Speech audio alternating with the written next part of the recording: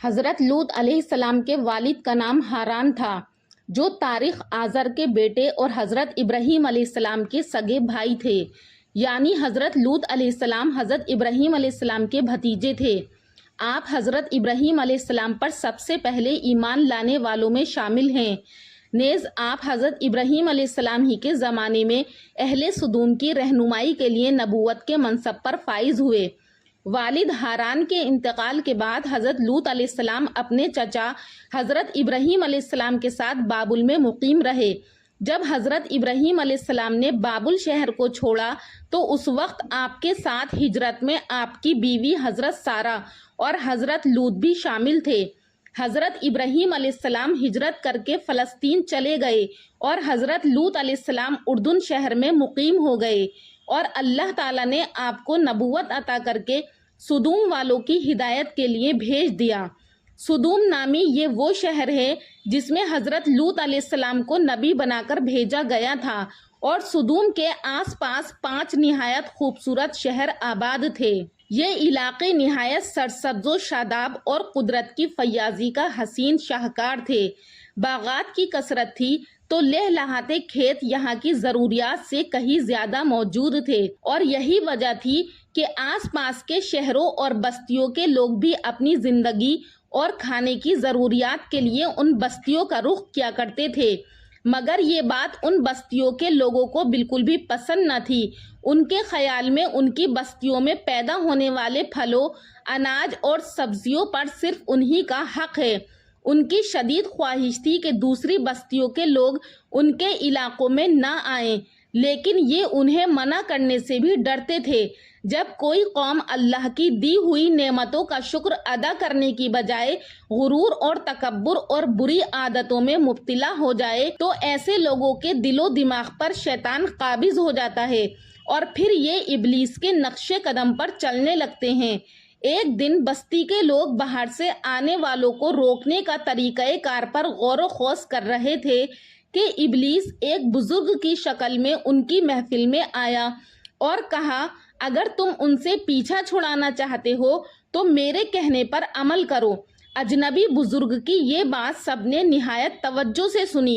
ابلیس نے کہا کہ کل بتاؤں گا۔ دوسرے دن وہ ایک خوبصورت نوعمر لڑکے کے بھیس میں آیا اور انہیں اپنی عورتوں کی بجائے مردوں کے ساتھ فعل بد کرنا سکھایا۔ اس طرح ابلیس کے کہنے پر اس بدکاری کے ایجاد کرنے والے یہی ملعون لوگ تھے۔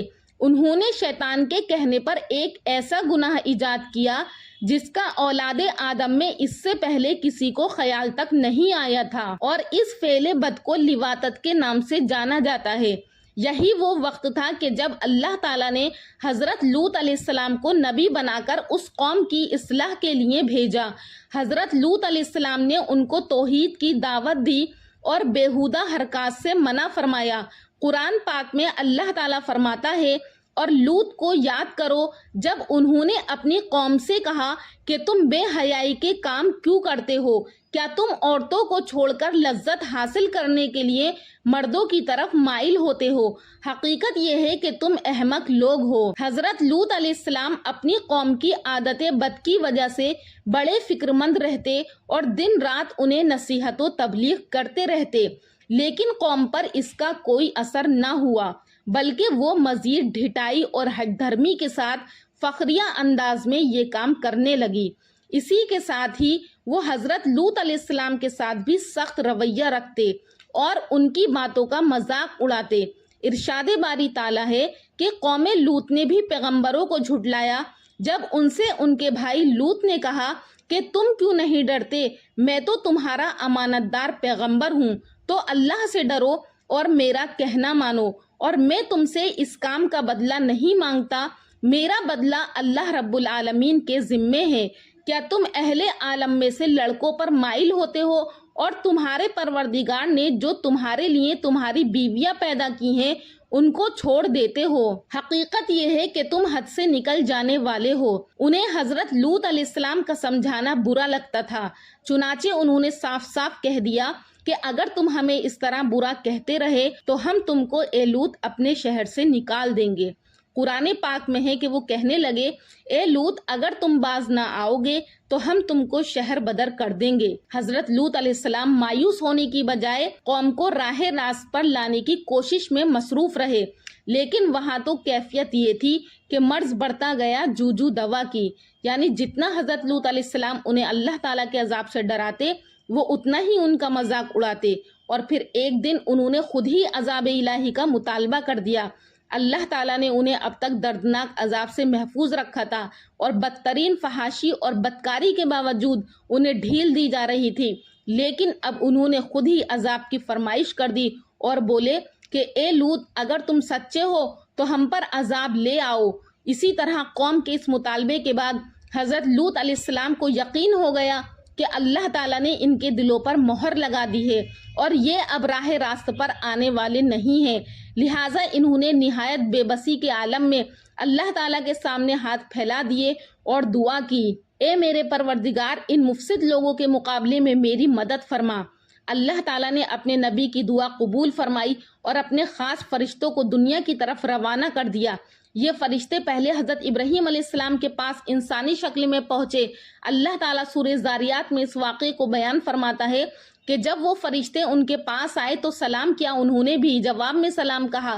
حضرت ابراہیم علیہ السلام نے دیکھا کہ یہ تو انجان لوگ ہیں، انہوں نے مہمان نوازی سے بٹھایا، پھر ان کے لیے گھر سے ایک بھنا ہوا بچڑا لائے اور کھانے کے لیے ان کے آگے رکھ دیا، لیکن انہوں نے کھانے کو ہاتھ نہیں لگایا، جس پر حضرت ابراہیم علیہ السلام نے ان سے خوف کیا کہ وہ کھانا کیوں نہیں کھاتے۔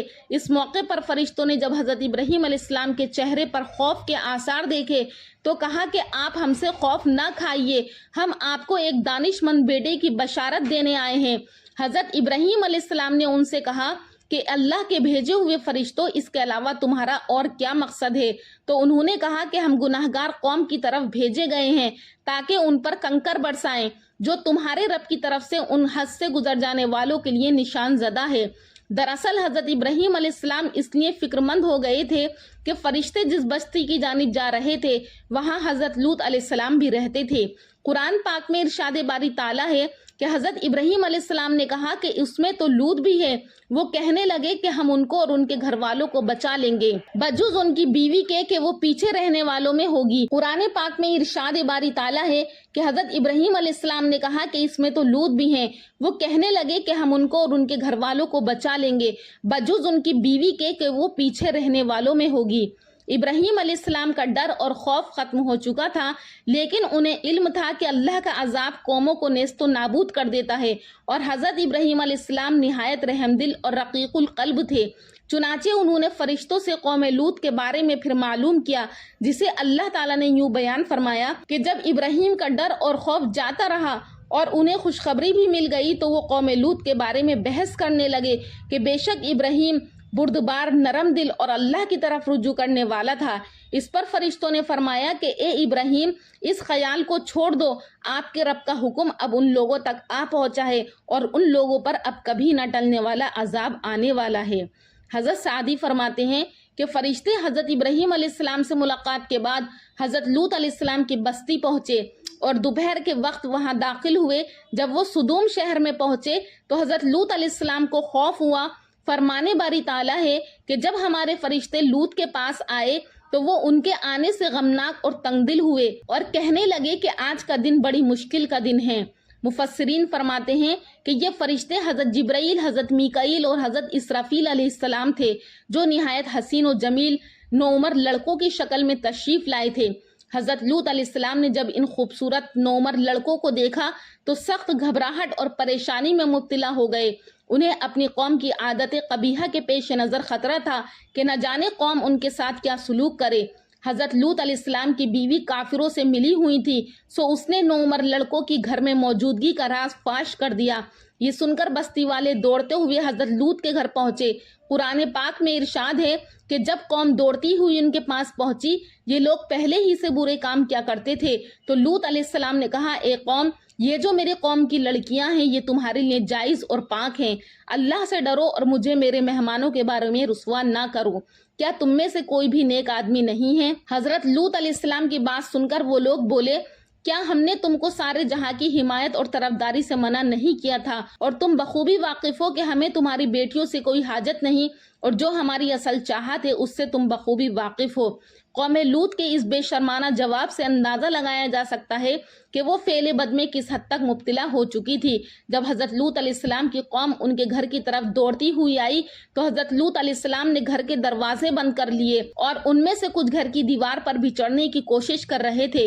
حضرت لوط علیہ السلام اپنے مہمانوں کی عزت کے خیال سے بہت زیادہ گھبرائے ہوئے تھے، چنانچہ اس بے بسی کے عالم میں ان کے منہ سے نکلا، اے کاش مجھ میں تمہارے مقابلے کی طاقت ہوتی یا کسی مضبوط قلعے میں میں پناہ پکڑ سکتا۔ فرشتے یہ سب منظر دیکھ رہے تھے۔ جب انہوں نے حضرت لوط کی بے بسی اور پریشانی کا یہ عالم دیکھا تو حقیقت سے پردہ اٹھاتے ہوئے یوں کہا کہ اے لوط، ہم تمہارے رب کے بھیجے ہوئے فرشتے ہیں، یہ لوگ ہرگز تم تک نہیں پہنچ سکیں گے۔ کچھ رات باقی رہے تو اپنے گھر والوں کو لے کر چل دو اور تم میں سے کوئی شخص پیچھے مڑ کر نہ دیکھے۔ ان کے عذاب کے وعدے کا وقت صبح ہے، کیا صبح کچھ دور ہے؟